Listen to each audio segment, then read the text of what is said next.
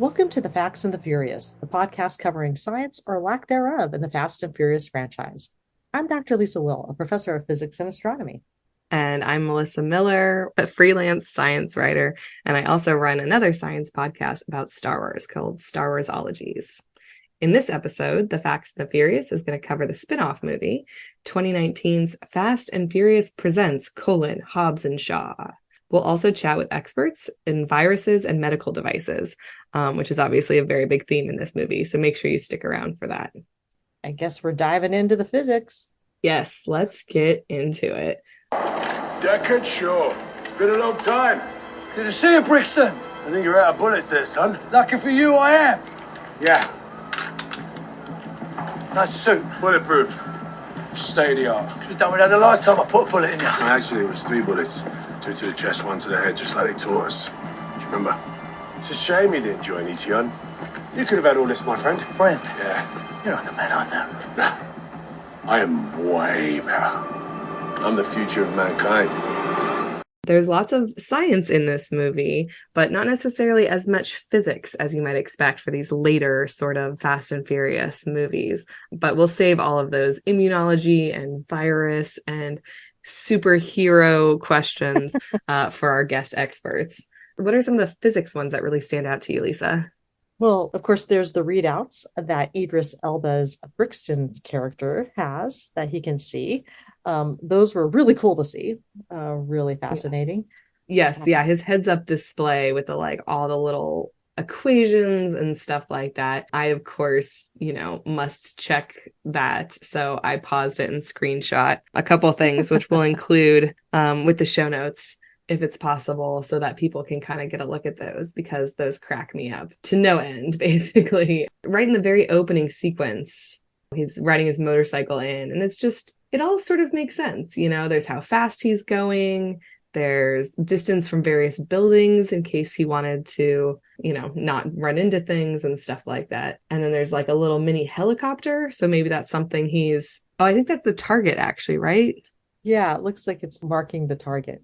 So all of that seems sort of normal enough. And he's wearing a helmet at the time. So at least at the beginning of the movie, you're like, oh, okay, maybe that heads-up display is in the helmet. But then later on in the movie, it's very clear that it's in his eyeballs, which make like an interesting mechanical noise and turn orange when when the math display comes up. Right. That was kind of a difference over the course of the movie. I remember wondering to myself, did they do that to him during the course of the movie? Was that something that was an upgrade even during the course of the movie, that he went from having the helmet? Because I think now, we've been introduced to the idea of virtual reality displays and stuff like that. So the thought of, okay, having an overlay on an image of a person and having it be able to say things works. We have ways to measure distances to objects by bouncing a radar signal off of them. And you can get velocities from the Doppler effect. Harder to get the angles, but you can actually do things like the distance and the velocity of the targets. I was comfortable with those.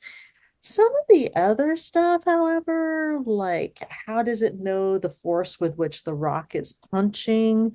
Yes. There was lots of stuff that turned out to be more predicted, because we can calculate trajectories and stuff like that. You give me an initial speed, you give me an angle. If I know something, if his helmet has some sort of weather sensor in it, so it knows the wind and air temperature, all that stuff, we can actually do a lot of that stuff, making the predictions. But some of the stuff seemed to be predicting what the person was doing, not right. Not what an object was doing in a logical way. But okay, this is how much the rock is going to punch with, when all he'd done was cock his hand back. And so that seemed almost telepathic as opposed to being able to predict with the physics. So right, yeah. And I, like you said, a lot goes into those equations and stuff like that. What I did find interesting when I screenshot those moments, because I just sort of assumed it would be a fun way to compare Hobbs and Shaw, is that there's not actually all of the same information either. And maybe it's just their different punching styles or something like that. But for Hobbs, there's velocity and there's this arm angle and stuff like that. And force, which it gets up to 1,200 pounds. I don't know exactly what that means. Is that pounds per square inch of the punch or something? Yeah, because so the pounds is just the force, but yeah, where's that being spread over? And in another case, he's also punching, but it just says 7 pounds, which is a really wide difference Right. Yeah. I in think that's at the very beginning of his windup or something like that. But I'm trying to remember. Yeah, because it does start very low and gets yeah, very high. So I have no very idea what high. a normal punch force would be. And obviously, The Rock is a big dude. But I just thought it was really interesting that then when the screenshot for Jason Statham, it shows velocity and trajectory, but it doesn't show force. So it's like, was that just and we've talked about it a little bit. There's some of this like alpha male nonsense on these sets that we've heard about, where certain people won't lose a fight. So all the, like the fights between Vin Diesel and The Rock, they all have to kind of end in a draw because neither of them will lose a fight or something. And it's just one of those things that's like, did they just not want to have a straight up competition between or point out that like, yeah, The Rock probably punches with more force, but Jason Statham punches with a higher velocity or a quicker rebound or something else. Yeah, or I was looking at it maybe as a storytelling device. I think we expect Hobbs to punch with force, but Mhm. that we have learned that maybe Shaw is a little bit more finesse as opposed to Mm-hmm. strength. But it is interesting that the readouts are different. And in some cases, you could actually see a little pop-up will tell Brixton that action is required. You'll see the action Yes. required pop-up display. Yes. And we'll get into that more with our experts, but I really have questions about the action required. So does that, he's got all these modifications. We know he's got like a spinal implant and stuff like that. Is his really good reaction time because all of this math is happening and it tells him, duck or dodge or whatever? Or is it actually doing it for him? Does it Yeah. know, oh, if you don't move your neck, 3 inches back, you're going to get punched in the face? And does it actually do that for him versus even giving him a choice? Right. And that's a really interesting question when it comes to how sympathetic you might grow to feel for the character as the movie goes on. And you know what Right. his past is. And you know that these are changes to him that weren't necessarily 100% all on board with. And to think of whether or not he has control or he's being controlled is an interesting question. Right, exactly. So, yeah, maybe it's fine that they didn't explain more of that or whatever, but I just, for my own personal, edification, kind of want to know more about it. Yeah, what's also funny is that these screenshots, they really just end up looking like that meme of the woman doing math in her head, where there's just, I don't know, let's draw like a triangle and then like an arc and put some angle amounts up there. And there's some that just have X and Y, like Yes. 5 or 6 digit numbers. I'm like, what, what What is is X and this? what is Y? I know. Sometimes I actually try not to look too closely at some of these things Yeah. because every now and then there'll be a movie and they'll be trying to be impressive. And I'm like, Mhm. that is a first year freshman physics formula. I don't, it's just like, That's funny. it is not as impressive as you. Well, okay. Right. Physics is impressive. I guess that's the thing. Physics is impressive. And so if we just throw enough symbols at people that they find it impressive. And I kind of think that's what's going on here. Not that they find it impressive, but we're giving a signal to just how technologically advanced Brixton is as this sort of cyborg super soldier. Right. And it gives that impression because I took screenshots of these, but they're only up on the screen for like 2 Right. seconds total.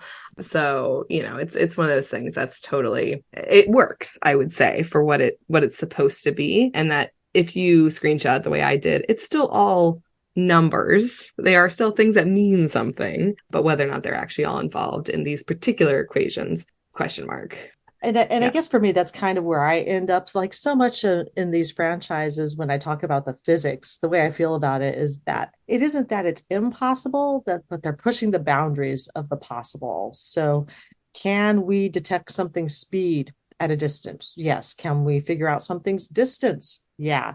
Can we even make predictions of some of the trajectories that they're talking about? Of course, but pushing it a little bit beyond Yeah. my comfort zone for something that's real right now. Yeah. Well, and I did a quick Google and it says that, an average untrained punch, so like if I were to punch someone, and again, it is pounds per square inch, would be like 150. So if I threw a punch, maybe that's about what it would be. And then it says an elite combat athlete can reach around 800. So the Rock being 1200 is not really that unreasonable. You get the Fast and Furious, up 25% kind of bump. Well, and so that's really fascinating the way you're talking about it because you're looking up stats and you're finding stuff in units of pounds per square inch. That's pressure as Ah, opposed to force that's being read out, because pounds okay. are actually a unit of force. And so you can take a strong force, but if it's over a larger area, the pressure's Mm, less. And so that's the whole idea of a woman in a stiletto stepping on your foot hurting more than an elephant stepping on your foot, because the elephant's foot pad is so broad. Not that I would encourage anyone to do that experiment, but if you right. actually do the numbers, you can actually have lesser pressure, which is what you care about if you're talking about, say, a puncture wound or a stabbing, or how if you're going to break the skin or break a bone. Okay. Yeah, well, and just last thing about these heads up displays is I've been joking about is the Fast and Furious in the MCU this whole time. This one is obviously the closest. Like this one really suspends disbelief. It's a whole, it's decades farther in terms of technological evolution and stuff like that. As Idris Elba puts it, he is Black Superman. He is a Yes. superhero in this. He has super strength, he has resilience, he has healing powers and stuff like that. That's all part of human experimentation. And so this heads up display, we're so used to that in the MCU, right? With Right. Iron Man. Like again, Iron it's a Man. screen there. It's not in, someone's eyes. But if in the next Avengers movie, Spider-Man has contacts that have this in it, I would believe it. Like absolutely. Right. That's clearly the next step in the technology. I'm surprised we haven't gotten there already, actually. Well, Tony has it in like sunglasses and stuff like that Yes. too, right? So Yeah. why not contact lenses or, Why not whatever it contact is? lenses? But that is one of my notes about this movie as well. It is definitely the most science fictiony of Mhm. the franchise, and that's almost more than comic booky, if you wanted to differentiate it, because it did rely much more heavily on the science out of all of the movies, especially when we get into medical devices and virology with our experts. So yeah, I mean Idris Elba's, I know he has a real name or a character name. What is It's it, Brixton. Brixton? It's Brixton. But like the gloves are bulletproof. They're also strong enough that he can punch through trucks and stuff like that. So you're just Yeah. like, okay, sure, we'll accept that. Well, and then you have to ask yourself, can gloves be bulletproof? And you can have gloves that are very difficult to stab. That if you're working on construction or something like that, or working with tools, you can have Kevlar gloves. Will they stop a bullet? No. And so the idea here is, if they're built out of something that can stop a bullet, are they also still flexible for enough for him to Mm, manipulate things with? And so once right. again, pushing the boundaries of what we have and what it can do.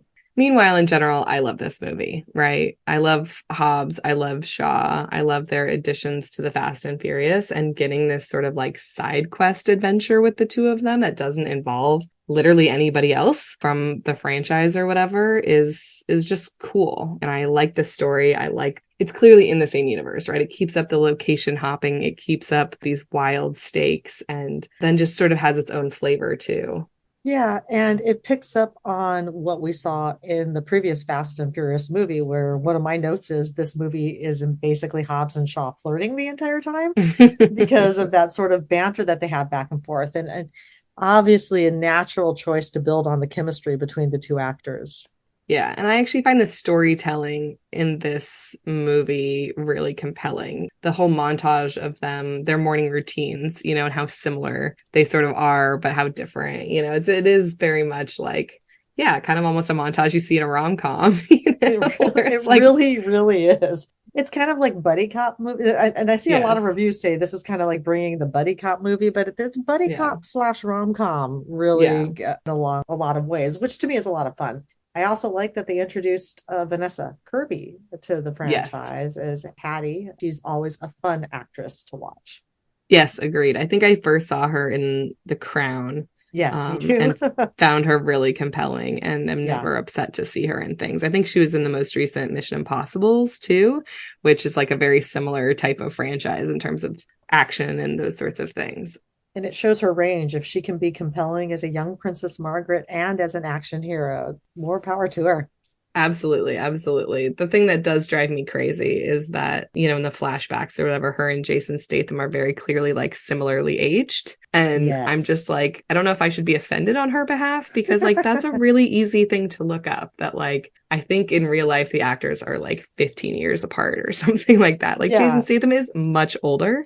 And to not just like write that in, because people have, gaps in their siblings' ages all the time. Yes. My sister and I are 13 years apart. That's not actually that difficult to do. And it was actually really noticeable. The first thing that my husband and I did when the movie was over was we Googled their ages. Yes. We Yeah. actually did. That was the first thing we did when the movie was over. Yes. I do it constantly in romantic movies between male and female leads because it drives me crazy because, you know, the males are always like 15, 20 years older. But in this one, it's like, and it wouldn't have changed the story, right? Like Not at all. Jason Statham is the protective older brother. That can still be true. He's just much older. And so to like try to play it off like they're the same age was like, honestly, I was insulted for Vanessa Kirby. Me too. And for older women like myself in general, you know, it's just Right. like, I want Vanessa Kirby to get roles, but maybe it could have been an actress a little bit closer to Jason Statham's age. If they wanted to make them grow up together closely like that, Right. there could have been another decision there. Just Yeah. telling you, Hollywood, you could have made another decision there. No, that's absolutely true too. And this franchise in general isn't, I mean, you know, you've got Helen Mirren as the obvious exception to the rule or whatever. And of course, I love seeing her again here. Yeah. Helen Mirren should be in everything. Yes, exactly. But like manipulating him into helping the sister and stuff like that just cracks me up, and like, you know, getting ready to break out of prison and stuff like that. She is She's fantastic in these movies. Having so much fun. Well, I'm curious about the improvised weapons that they use in that side-by-side sort of montage, right? Because they decide they can't work together, obviously. So they work separately, but end up in the same spot. Now I don't remember which one it is. So Jason Statham has a champagne bottle, Right. I think, and The Rock is using a tattoo gun. Champagne bottles and bottles in general, you know, bar fights and things like that. You see plenty of people getting knocked out with those. And I was curious if you knew if that is realistic or if something like that would shatter or if you would really just knock someone out with that. So, you know, I think the answer is yes to all of those, depending on how hard you're swinging it and how thick the glass bottle is, right? The different bottles are going to have different weight glass, and the more expensive the bottle, they tend to be heavier weight glass. But I actually think the reverse is usually true. We don't see as many head injuries in movies as we should from people getting hit over the head with bottles, right? They're just like, oh, things go on, or ow, or like maybe a little cut, when we're talking traumatic brain injury in some cases in reality. And then going back to the whole pressure being pounds per square inch, once the bottle shatters and you get little glass shards, those can be very effective weapons. The glass shards themselves can be. But yeah, you can hit people with bottles and do some serious damage. Here's where we put in our every episode Yes. disclaimer. Please Don't. do not. Please. With New Year's coming up, please do not use champagne bottles as weapons. No. We're serious. Even though we're laughing, we're serious. Or tattoo guns. Or tattoo guns, right? Yeah. Yeah. If you have a phobia of tattoos already, this movie will not help that for sure. Well, so I guess you're the person to ask. I don't have any tattoos, not because I'm necessarily afraid of them, but because I haven't decided what I would want on me permanently forever. Right. But you have some Many. tattoos. So I guess you're the one to ask. Do you think it is realistic to use a tattoo gun as a weapon? Yeah, I mean, absolutely. The way they are using it, and I mean, it's obviously in a tattoo parlor of some sort. So like people there aren't afraid of tattoos per se, but having The Rock come at you with a tattoo gun would obviously be very disturbing. And yeah, I mean, tattoos hurt. I have many. I love getting tattooed, but it hurts. And I think what he does one on someone's forehead, I imagine that hurts a whole lot, because the closer you are to sort of the bone, the more you literally feel it, you know, running kind of down through your whole skeleton.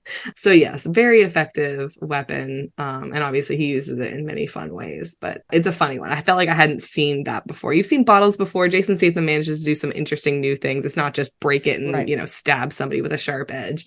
All sorts of fun stuff. But yeah, I don't think I'd seen tattoo gun before.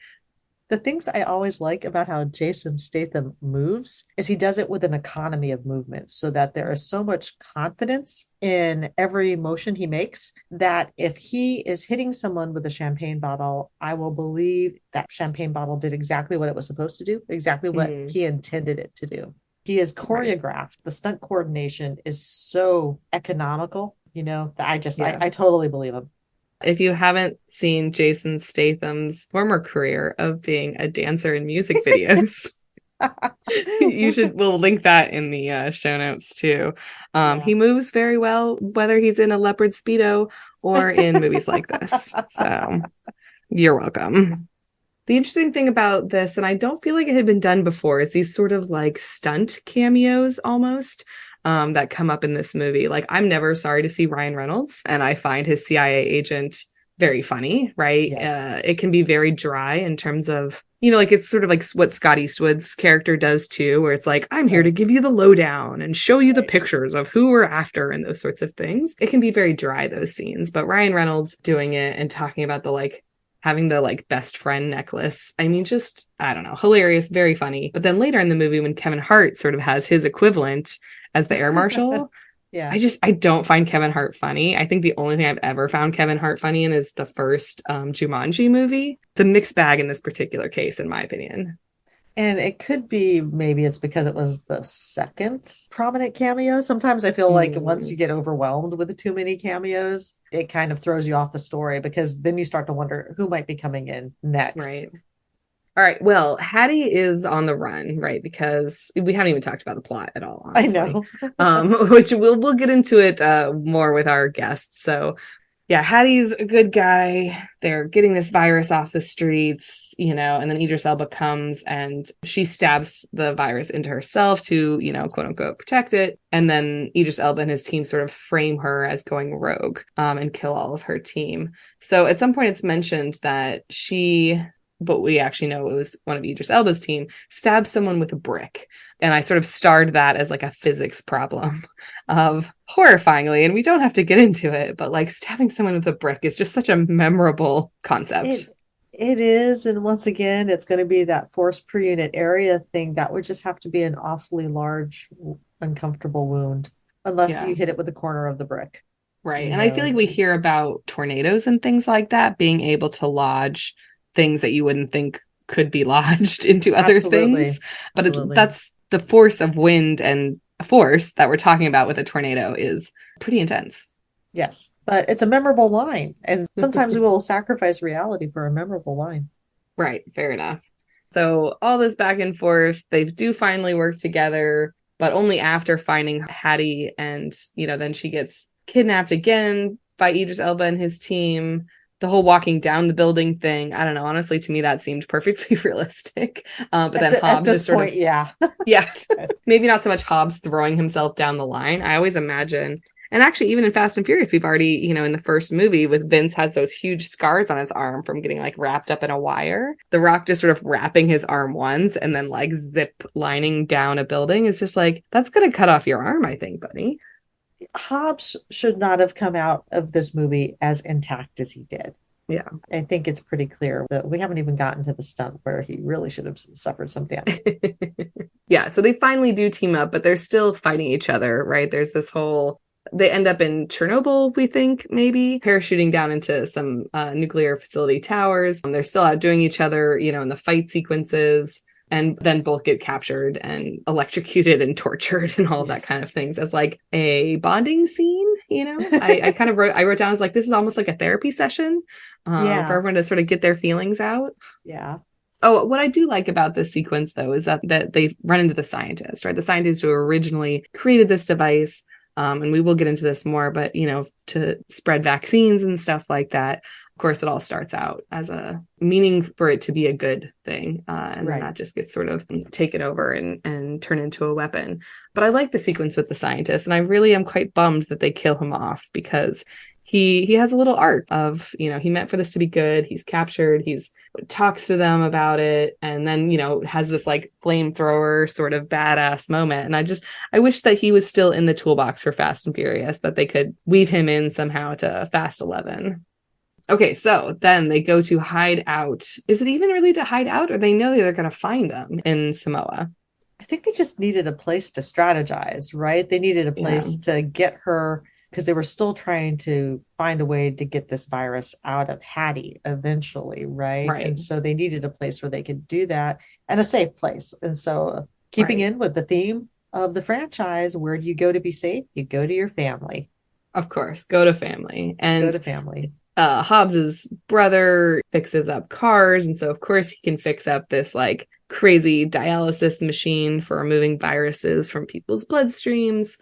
We will talk more about it with our experts, but building a dialysis machine For me, I'm just like, well, I'm betting some people have rigged up dialysis machines of some sort before. It's how do you scour the blood for a specific virus? The targeting there was a little bit more than I could give them credit for, but sure, Right. dialysis machine, sure, Yeah. go Well, for and it. I think it was specifically made by the same scientists. So, like, sure, you know, Sure, like every sure. poison has to have a bespoke antidote, kind of thing. Of course. That sort of movie logic, maybe. Yeah, movie logic, it's the best. Yeah, so on top of the wild sort of Polynesian weapons and stuff like that that they show off versus the super soldier guns with tracking chips and only the person who's designed to shoot them can shoot them and all that kind of stuff. But we also have to have a car chase, right? Like we haven't really had a car Right. chase yet. Because this is So, Fast and Furious Presents, so we have to have a car right. chase. Exactly.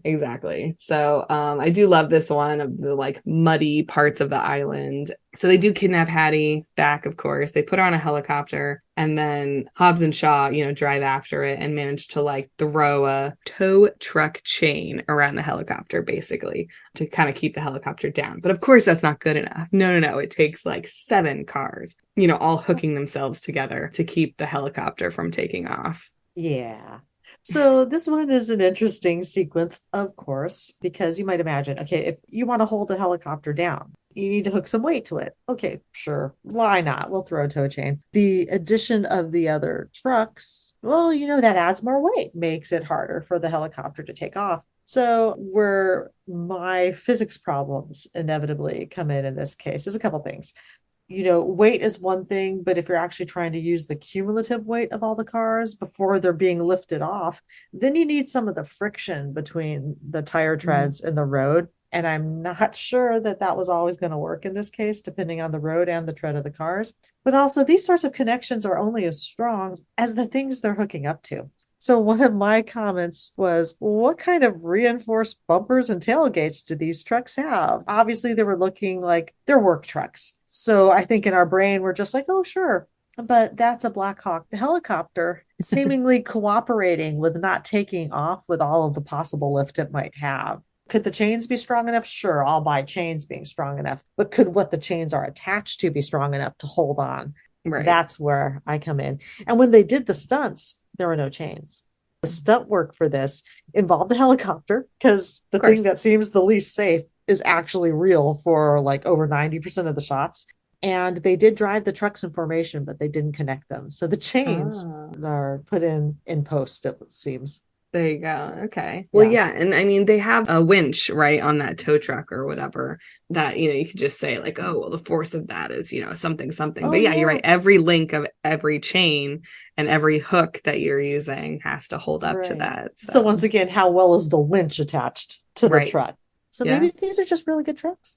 Right. Yeah. But then the Oh, chain slips and we yes. get a Captain America moment. Another little MCU homage here where Hobbs just sort of grabs both ends and flexes hard enough to hold it on. So even if we did all that math for all that other thing, when chains could hold up to it, there's no way that even The Rock with his 1,200 pounds of force and stuff like that wouldn't just be like, I guess I think ripped in half, but really he would just let go of one, probably. So he would probably have to let go one first. And that's actually the first thing that gets to me. These chains, they were metal. So to a certain extent, they looked fairly smooth. And so the question is, how well could he grip them without the friction? Like if the friction wasn't high enough for him to hold a good Right. grip. And so could he actually even hold on to the chains? No matter how strong he was, could he hold on to the chains strong enough?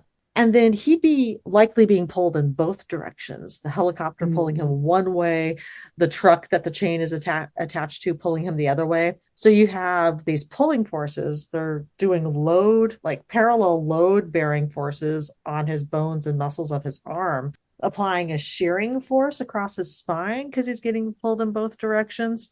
A normal human being would likely be suffering, I would say, from dislocations at minimum. But yeah, you get so used to the wildness of these movies that I'm actually thinking like, I just don't understand how he can grip onto that chain and That's not very have it slip funny. from his hands. And then once again, you're talking about the MCU references in Captain America Civil War. This is Steve Rogers doing this. A human being who we know is enhanced with the super serum and also powered by a century of love and devotion for Bucky Barnes, who he's holding on to in that helicopter. So he even has stronger motivation. So There you I'm just go. trying to figure out, what are they saying about Hobbs Mhm. here? As the franchise has continued on, you and I have been discussing more like, are these supposed to be enhanced human beings? Right. Yeah. Well, And and Hobbs and Hattie have shared a kiss at this point. So he oh, at least has, half an hour of devotion um built up. Yeah. yeah, a whole half No, hour of I like devotion. that. Yeah, if the math doesn't add up, you can just round up because of love and devotion. So Yeah. that fits. That fits in the MCU and that fits here for sure, honestly. So I love it. That's great.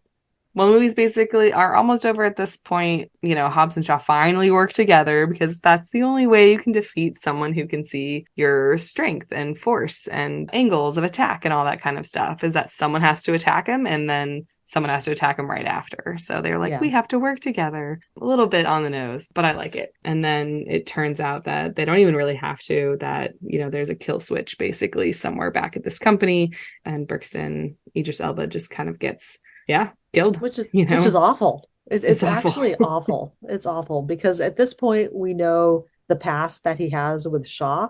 We don't necessarily feel as secure as we should about his complicitness at this point in his story with this company. Whether or not he signed on at the beginning, is this what he signed on for? And the idea of this kills. I actually just, first of all, I love Idris Elba as an actor and just keep him around. Right. So many enemies became frenemies to friends and to family in this franchise. And so I would have preferred to keep him around. But the fact that it's a kill switch that truly made him something at this point without agency was just really grim. It's one of the grimmest things they've done in the franchise. Yeah, no, I agree with you that, the adding the sort of ethical quandaries and nothing is as simple as it seems, and was he a good guy once, and all that kind of stuff is, that in of itself is a theme in these movies. But putting such a fine point on it and then not having it work out, not having a chance for redemption. No, they can just flip a switch. You're right, it's very grim, and it sets this movie apart in some of the other ways as well. And I like Hobbs and Shaw. The Ryan Reynolds character comes back at the end and sort of sets up a sequel that I wish happened or will still happen, because I thought this was a really fun jaunt and, thematically similar enough, but different enough too, to be a really worthy spinoff. Yeah, I really liked it too. And I think a lot of it is the chemistry between Jason Statham and Dwayne Johnson. They have incredible chemistry together as actors, and I could just keep watching them. Yeah, and maybe now that The Rock is back in the fold, we'll get that spin-off sequel at some point. All right. Well, then before we get into our interview, let's talk about the Rotten Tomatoes scores. This one's really different. The critics' tomato meter is 67%, but the audience meter is up to 88%. The one sentence review is, Hobbs and Shaw doesn't rev as high as the franchise's best installments, but gets decent mileage out of its well-matched stars and over-the-top action sequences. What I find really fascinating about that statement, about that quote, is that clearly they're linking into the franchise's history of being car focused, even though over the last couple movies it hasn't been as car focused. And sometimes I wonder if the tomato meter, what the critics are looking for, is that sort of consistency where the audience is more along for the ride. Because I'm like you, I actually really enjoyed this movie. I feel much more in line with the 88% audience meter than the lower tomato meter. All right. We have experts in medical devices and viruses and immunology and all of that. So we will get into our interview next. Stick around.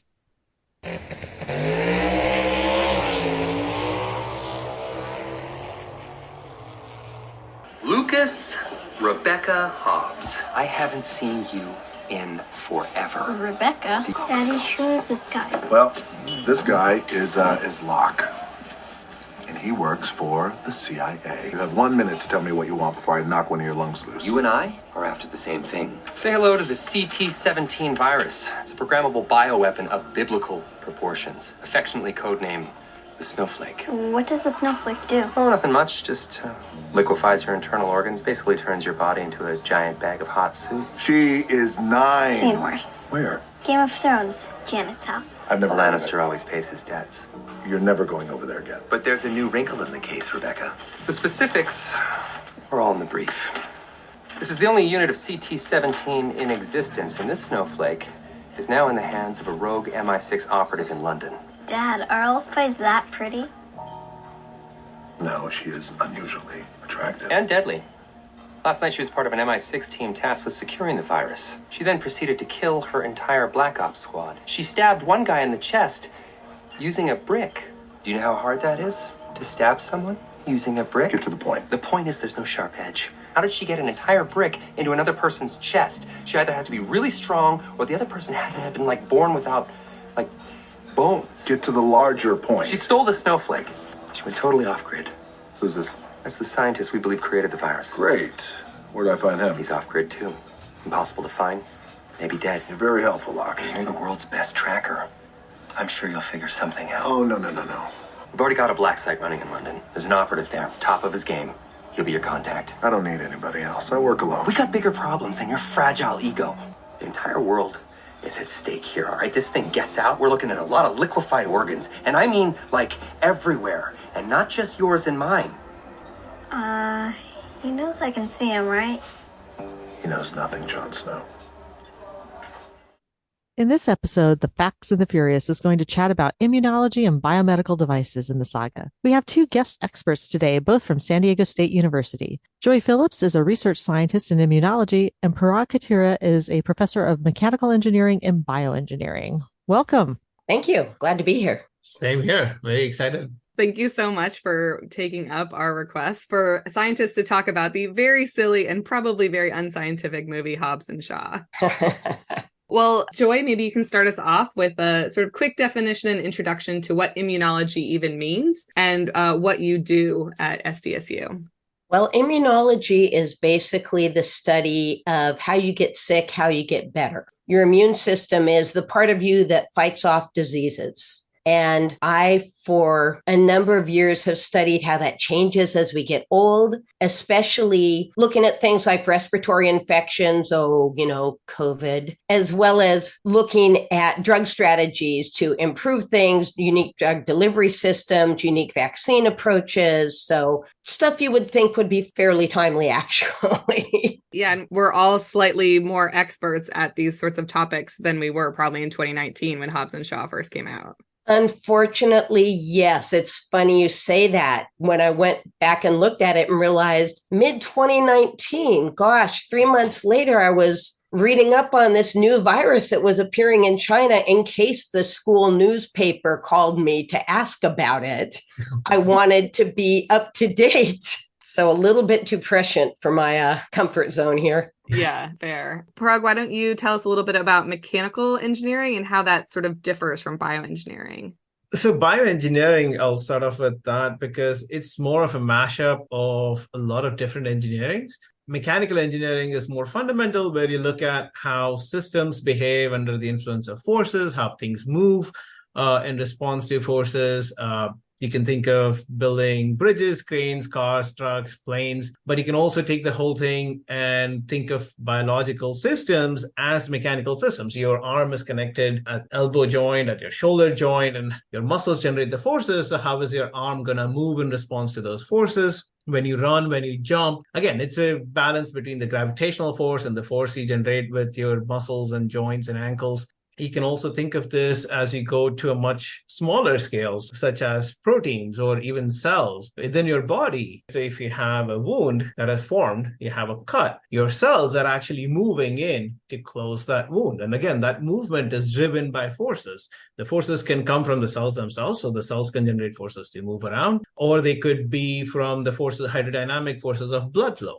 And from that perspective, mechanical engineering becomes a more fundamental science. Bioengineering takes a lot of what you learn from mechanical engineering and apply it towards understanding the biological world. As I said, bioengineering is obviously a mashup of a lot of different engineering disciplines. So mechanical engineering is one side of it. Chemical engineering would be the other side of it. You have a lot of physics and math that's going on. You use those to understand these systems as well. One big part of what I do at SDSU is focus on nanobioengineering, which is bioengineering at the nanoscale. And so that's where I talked about movement and motion and objects and forces sort of at that nano to micro scale. So your proteins and your viruses are at the nanoscale. your cells and tissues are sort of at that micro scale. And then from there, you go on to organs and muscles and tissues and full body, which becomes the macro scale. I love that answer because both of you obviously had a lot to think about when you watched this movie. I think one thing that Melissa and I always want to know is, are you able to enjoy these movies knowing what you know? Yes and no. I mean, it's Fast and Furious, right? If a physicist can watch what those cars do and make it through, I don't have to yell at the TV too many times about them messing up the immunology as badly as they did. But it certainly makes my sons laugh, even though I've spoiled several movies for them with the, but that's not right. Plot point. But usually what I think is, why didn't they hire me as a science consultant? I could have gotten that right, and I could have taught the actor how to hold that piece of equipment correctly. It wouldn't be that hard. And I'm sure, Parag, you've thought the same thing. Yeah, absolutely. It's sometimes mind-boggling why do they have to go to these extremes when there is already a lot out there that they could have borrowed on, which would have made it much more believable and still as much fun. But at the same time, it was still fun. For me, these movies, they ended it, right? The way they ended it, they actually clearly put it out like, hey, whatever you want to talk about technology and trash talk us, at the end of it, the human spirit wins out. That's the message. And that's the part that I love about all of these movies, right? Even if you take the Avengers or whatever, if it's possible or it's not possible, if it comes down to human beings fighting for what's good and what's right and coming together, yeah, it's fun to watch. Plus, honestly, when you've got not just fighting for humanity, but you've got Dwayne "The Rock" Johnson in a sarong fighting for humanity, what is not to love? There you go. Yeah. Yeah, very true. I take both of your points very well because, I mean, obviously, Lisa and I enjoy the series, even knowing what we know about stuff. But yes, also your point, Joy, that having things be a little bit more reality-based isn't that hard. And I do think would enhance it for the people who do know a little bit or lend that sort of little bit of credibility. But at the same time, you know, this one, we're literally talking about super soldier serum at this point, right? Like, this is an Avengers movie. Idris Elba is a super villain, you know? This one really does take that sort of believability and stretch it as far as it can go, I think. And beyond.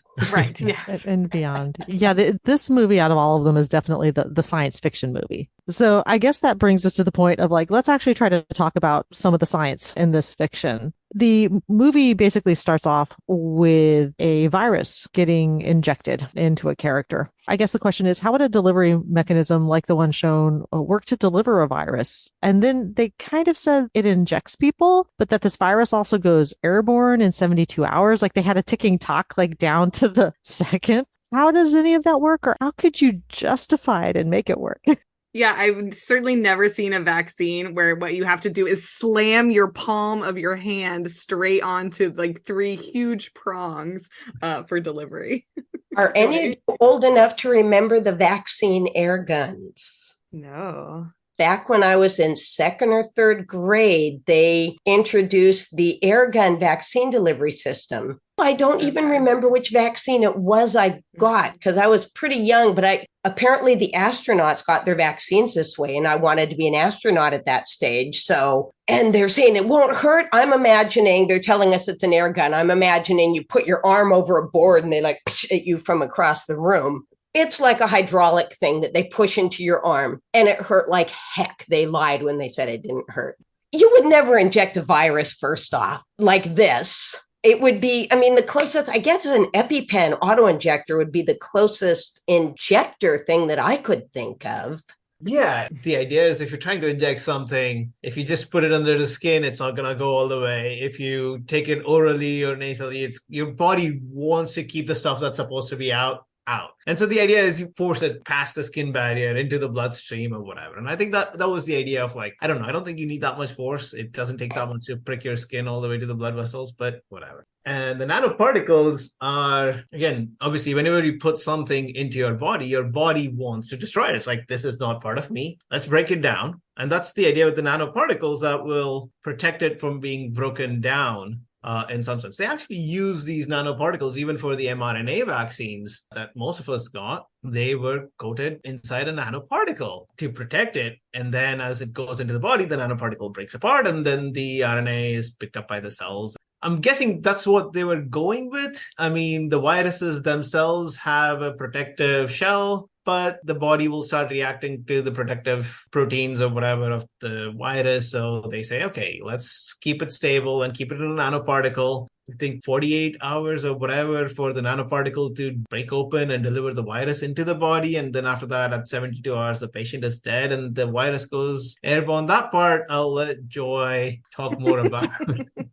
Well, they kind of threw that whole 72 hours things around rather loosely because first it's the virus is released from her lungs in 72 hours, but then it's no, we have 72 hours to remove it from her bloodstream. Well, that ends up with a viral replication time of 0. Getting into one of the reasons you use nanoparticles is for delayed delivery. You don't release everything at once as a giant payload. You release it slowly over time, like with chemo drugs. Well, nanoparticles don't all degrade at once. There's kind of a bell curve. Some go early, some go late. There's sort of a burst. But somehow, let's just say this magically is such a perfect nanoparticle formulation that nothing's released for 72 hours. That virus still has to be released, start infecting cells, assuming there's target cells in the blood system, because this is a respiratory virus, right? She's going to breathe it out at people and they're going to breathe it in and be infected. But it's in her bloodstream. So first we got to find cells that we can infect them, replicate, make more copies of ourselves so we can infect other cells. And if you want something that's going to infect a bunch of people, which since we're trying to kill everybody seems like a reasonable assumption here, you want this process to be slow, not fast. Because the longer you're walking around spewing on people, the more people you're going to infect. Like with flu and with COVID, the viruses have something built into them to make the immune system not notice them. They go into stealth mode. They replicate, they spread, they infect other people. Young kids, older people, they spread virus for a really long time before they get sick. All the jokes you've ever made about your kids being little, pathogen carriers are actually partly true. They can spread virus for a lot longer. So, yeah, you need some time built in to actually breathe this virus on other people to kill them. Right. That's pretty much what I figured. Even as someone who only knows the sort of layman level of this, it was like, okay, if you're injecting it, but then it's also going to go airborne and then she's fine, right? No symptoms, no spreading. Yeah. She kisses Hobbs at some point. He's fine, right? Well, she has nothing to lose. All of a sudden, well, yeah, I mean, I'm not judging her for the kiss. I'm just saying she's clearly not infectious, right? And then all of a sudden it would be, at the 72 hours, just click on, open those little nano canisters, whatever. So I'm not surprised that none of that means anything here in the real world. I am curious, though, if, one of their options the whole time is, well, we could just kill her and that would stop the clock, right? So I'm curious if that's true. Would it actually stop the spread if the idea is that 72 hours? I mean, I know she wouldn't be breathing out if she wasn't alive, but couldn't it still spread, from her corpse? And I guess a little bit less morbidly, could they have just cut off her arm at some point, if it was spreading up through her hand? That is actually what my son said. She shows her hand and there's these 3 big dramatic dots. Mm-hmm. And he said, cut her hand off.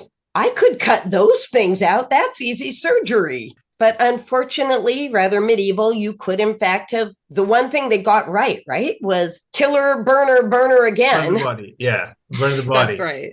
Destroy it completely. And yeah.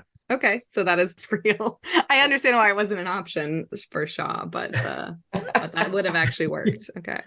I mean, but to the other extent, and Joy, probably you could help answer this better too, right? You don't even have to go to the extreme of killing her and burning the body. I mean, she's going to die from the virus, sure. But if you just isolate her, the virus is going to, once it's out of that nanoparticle shell that's protecting it, how long is it going to last in a hot, humid environment if there is nobody else to carry it around, right? If you can't infect other people, maybe another 3 months max? I don't know. How long do viruses last? So with the COVID, it was about 48 hours or 72 hours on a cardboard.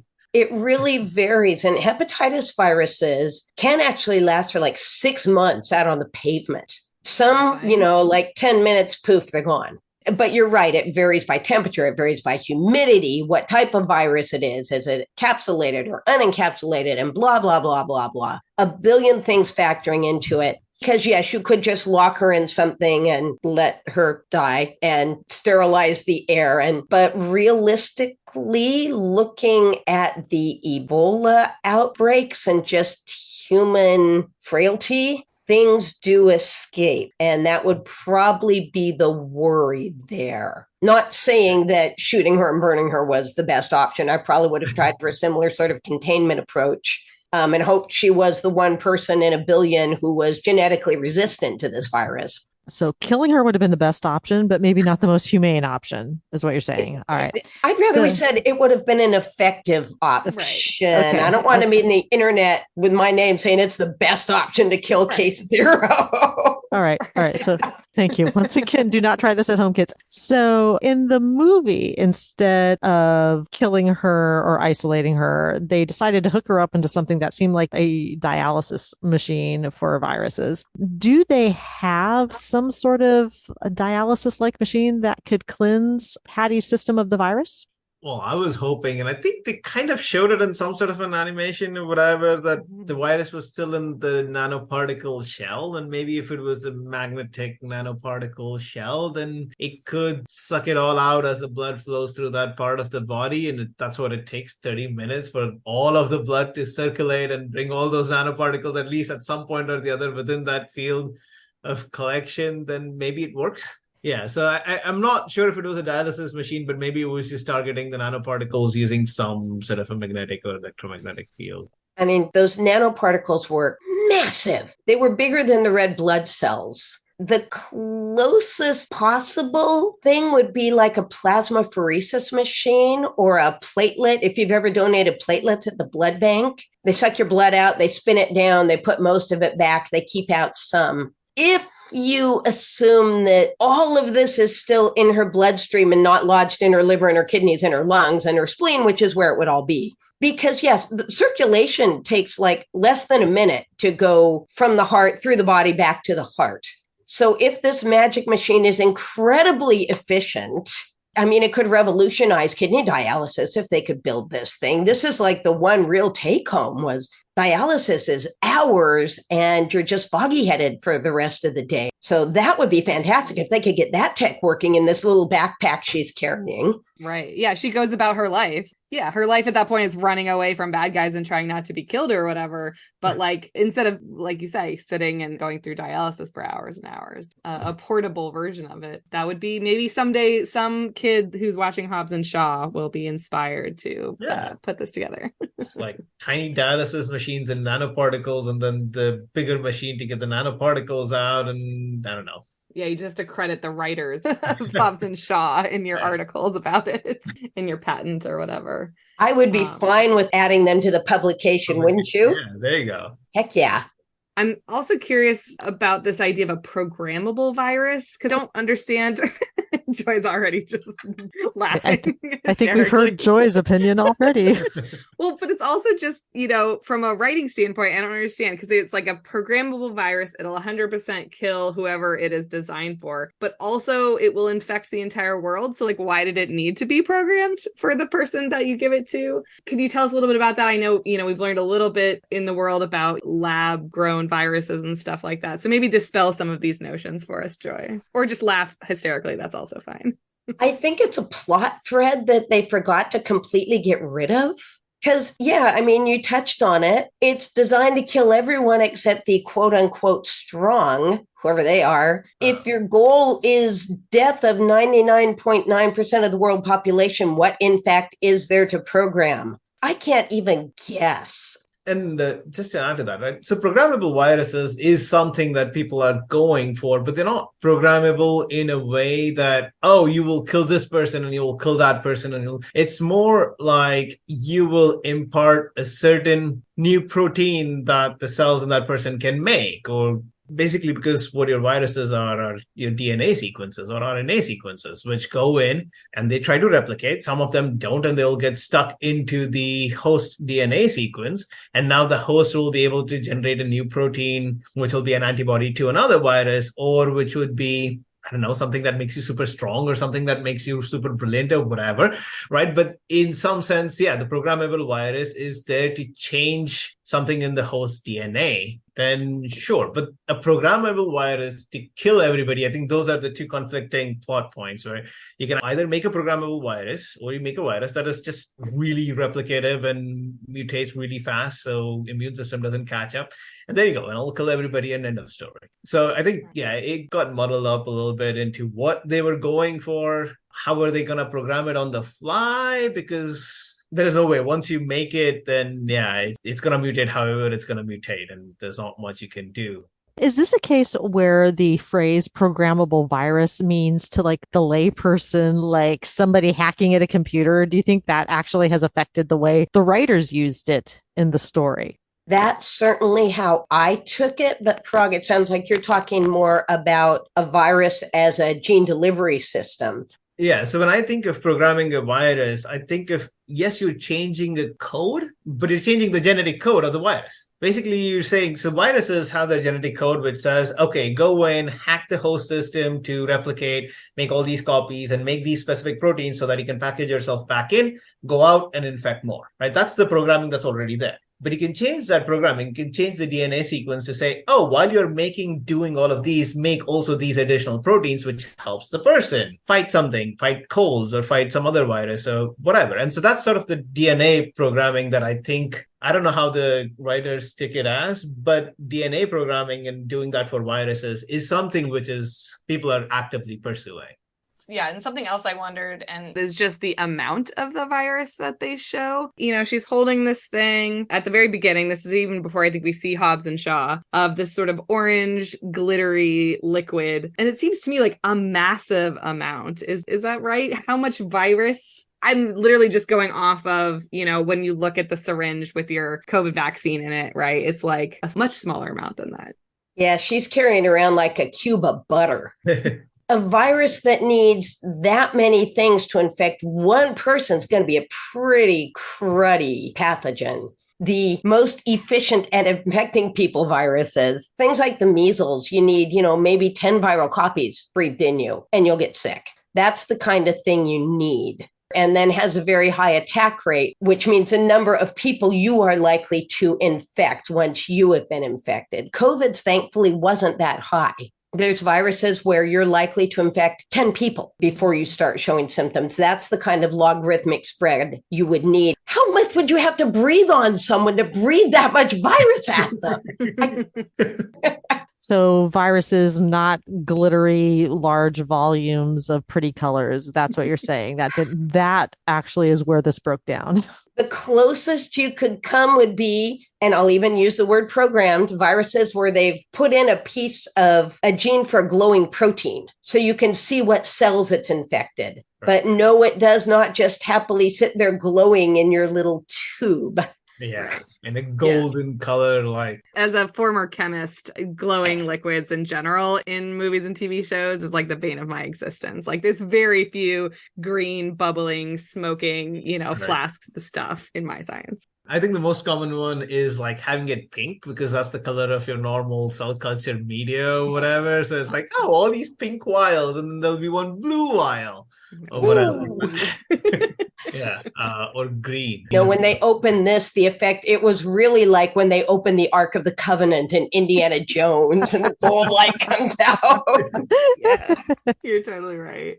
Well, and maybe that's why they have to go to like Chernobyl or wherever it was in order to get the dialysis machine, is because it is somehow, radioactive. I mean, it was a cool sequence. It was a cool set piece, but it was like, are we in Chernobyl right now? And why would you, again, you're trying to kill everybody, right? Oh, I've changed my mind. I better build a device to suck this thing back out of people because I've suddenly had a change of heart and I don't want to kill everyone. I think the scientist who made it didn't want to kill everyone, or at least. That's true. No, he didn't. That's true. For once, the scientist wasn't the bad guy. Yay. That's right. He was just bought off or his science was sort of corrupted, basically. He was actually pretty cool with the fire gun, right? So with the flame gun. So, hey. He gets to go out in a literal blaze of glory. True. Oh, yeah. They did kill him, though. Yeah. Of course they did. Oh, the one thing I was going to say is the whole 100% death rate. Nothing by itself will kill 100% of people because there will always be people who are immune for whatever reason. They're lacking the receptor. They have a supercharged, a unusually capable immune system. Who knows? But in typical bad guy fashion, what they failed to think about, we're killing all of them in a very short time span. We are now left with almost 8 billion corpses piled high and no one to clean them up. Now we have a biblical outbreak of vermin, which are spreading zoonoses everywhere. Hantavirus, leptospirosis, cholera from just all the dead bodies rotting. And oh, by the way, who's growing food now? So the strong may survive the outbreak, but they are either going to quickly become farmers or just die in the second wave. Yeah. Right. I like it. You like it. You actually just said you like it. I like this thought experiment. I'll be more specific. Well, the other part was that they all turn into whoever is strong is a cyborg now. I still think as long as you have biological systems, they are going to respond to the virus. And yeah, I don't know. Right. You just brought up cyborg. So I think that takes us where we want to go next, actually, which is talking about Idris Elba always. But more importantly, in this movie, the modifications that were made to him, like they weren't very specific. I think we were shown a spinal implant and like the visual displays. So he had that visual display implant, but he was obviously strong. Yeah. Are any sort of human modifications on that level on the horizon? I mean, I don't even think it was a spinal implant. It was an entirely new metal spine. You have prosthetics, right? You have a prosthetic arm. You're trying to get it to a level where it responds in some way to most of your mental commands and you have the flexibility. I don't think we're at that level with prosthetics. We have robotics that is getting pretty close to, again, doing some of these acrobatics and stuff like that. Obviously, the one big issue is power supply. Iron Man solved it with a nice fusion drive in his chest. Right. But here there is no power supply. Because again, you're trying to generate so much force and you're carrying around this heavy metal body of yours. You're going to use a lot of power. On top of that, you have these cool lenses that let you track and compute trajectories of punches being thrown at you. And that, again, is a lot of computing power that's clearly not from your brain. So in bits and pieces, the technology is getting somewhere close, but it's too far from what they show, obviously. Right? Again, as I said, prosthetics are there. You have smart glasses from Microsoft and Google and whatnot that would do some of these things, facial recognition. I don't think it would still do threat level assessment. As far as the technology of the movie goes, it's a little bit more likelier than the whole crazy virus thing because yes, humans are trying to go towards that point, right? It's like, okay, yeah, we want prosthetics that are good enough, that can function in good ways, that can respond to mental commands, because yes, it's a good thing. We have amputees who would like to gain functions again, spinal implants that connect severed nerve regions to brain-computer interface or to a prosthetic arm that can control things. We're nowhere close to the level of agility, obviously, that they showed in the movie, but hopefully at some point we get there.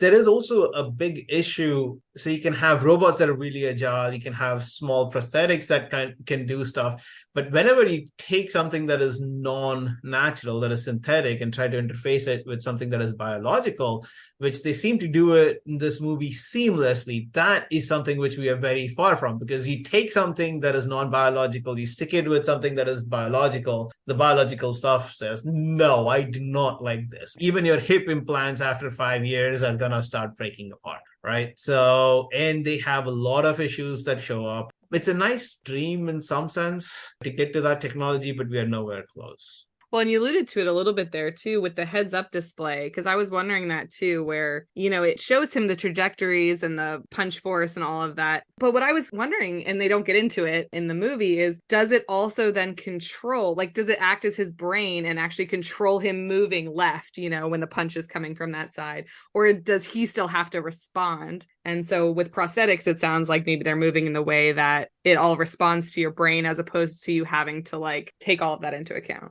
I'm hoping that he's still responding. So yeah, that to some extent his brain has to be sped up to take all those numbers into account and say exactly what does that mean? Like, oh, I should move exactly this way. Because if at that point how he should move is also controlled by some prosthetic or an artificial brain, then how much of Idris Elba is in there anymore? Right. So obviously that's a really deep question of how much of a person can you change before that person is no longer that same person. This goes into everything, even from like tissue engineering to programmable viruses in DNA or whatever you go into, right? Once you start changing a human being, even if you change one core sequence of a human being's DNA, it's like, is that the same person anymore? And especially if you start changing how the brain processes events and things coming at you, then I don't think that's Idris Elba anymore. Sorry, however sad you feel about that fact. Well, and they do touch on that a little bit, right? Because it was Shaw that knew him and killed him. You feel bad for him towards the end. It's like, okay, would they say switch him off or get him off or something? Yeah. And they told him, like, just let him watch his own 15-second countdown. Of course, these are in fact bad guys, so I guess we shouldn't be too surprised. But that's mean. That's mean. Yeah, you just switch it off, right? And it's like, what's that 15-second timer for? Like, no, it's true. That's to get us mad at the corporation, not the individual kind of thing, I guess. Maybe you can tell us a little bit about if there's any movies that show these fields more realistically. Like, Parag, is there anything you've watched that's still a sci-fi movie where you're like, oh, hey, they clearly did have a science consultant on this one? I'm thinking a lot about all the science aspects in this movie because we are talking about the science aspects in this movie. But otherwise, if I was just watching this movie, I would watch the movie. I would have entertained myself. I would have taken the end message to heart, like, yes, I like it. The good people came together and fought off. The Rock is with his family again. The grandmother meets the granddaughter. It's a beautiful scene. I'm happy with that, and I go home and I'm not going to think about it. So there are a lot of movies that might have done parts of these technologies better, but you kind of go back to the main message and you can forget about what happens. Immunology just always comes off bad. Always. People don't get it. So no, is the short answer. We were watching Sweet Tooth, that wonderful Netflix series. And a very similar thing, a virus escapes and kills most of the planet and causes mutant animal babies. And right before it happens, the CEO is giving her talk and she's mentioning the immune system, and what she's saying about it would cause lethal autoimmune disease in everybody. It could have been fixed with one sentence being rewritten. No, people think they know enough about it. Well, if someone's interested in getting into your field, if someone listens to this and is like, oh, I want to make Hobbs Shaw happen, well, what would you recommend for them? At least the good guy version of it. We don't need to be training any supervillains.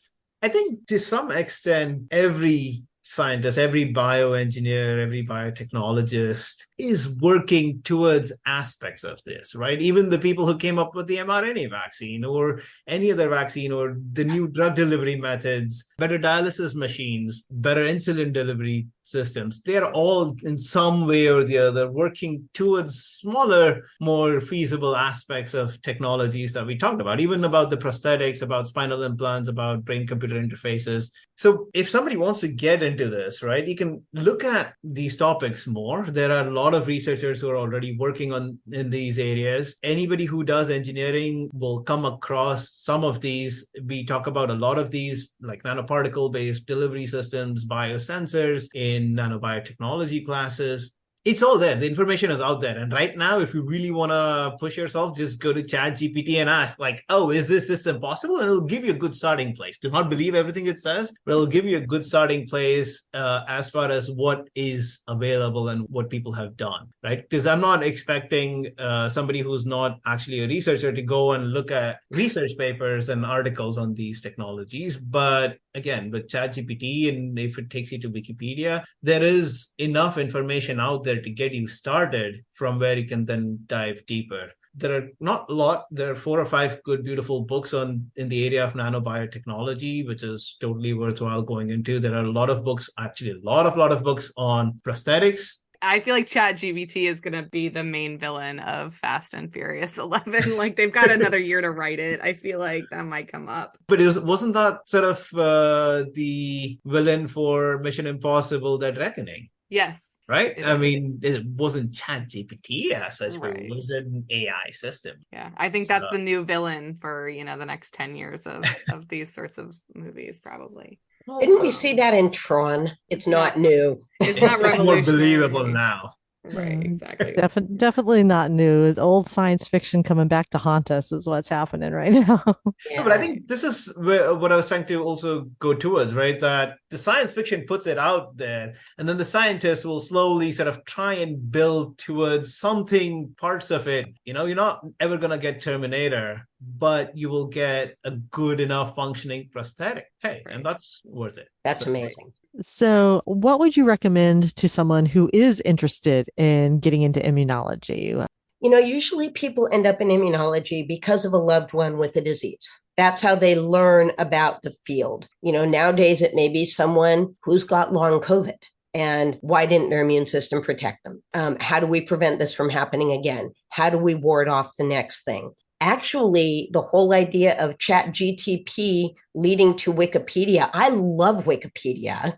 Immunology is a huge field and it really helps with getting started in bite-sized chunks of areas I don't know well. And Chat GTP, yes, it may not give you the truth, but it will get you started and it will make you look things up. It's actually a good teaching tool that way. You read it and then you have to check every darn point. So then you've ended up studying anyway.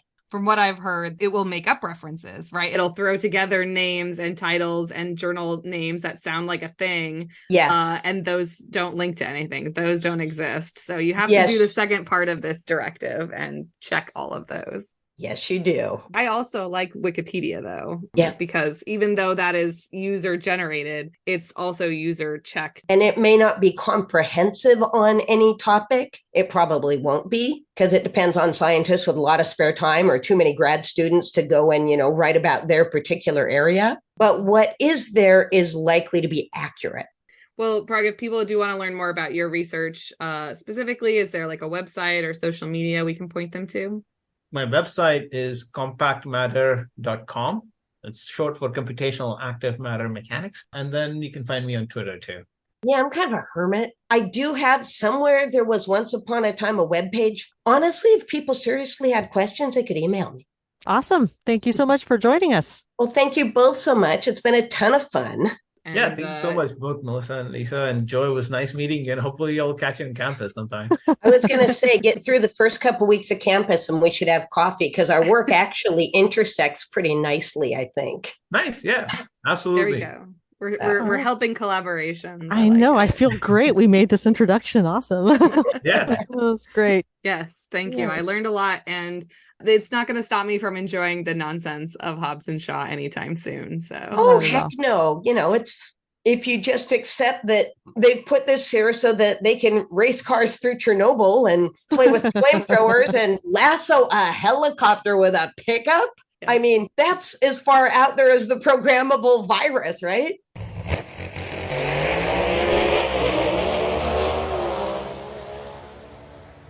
The weapon she's stolen is not like anything we've ever seen. It's a programmable disease that can target any DNA sequence with a 100% mortality rate inside 72 hours. If MI6 finds her, they're going to treat her like a traitor. But if you help us find her, if you bring us the virus, we'll grant her immunity. We've set up a black site here in London. You've got everything you could need at your disposal, and we're bringing in an asset from the States to assist you. I don't need anybody.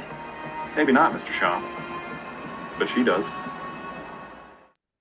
That wraps up this episode of The Facts and the Furious. We want to thank our guests, Joy Phillips and Parag Katira, and we want to thank all of you for listening. Check out the show notes for links to our guests and other things we talked about.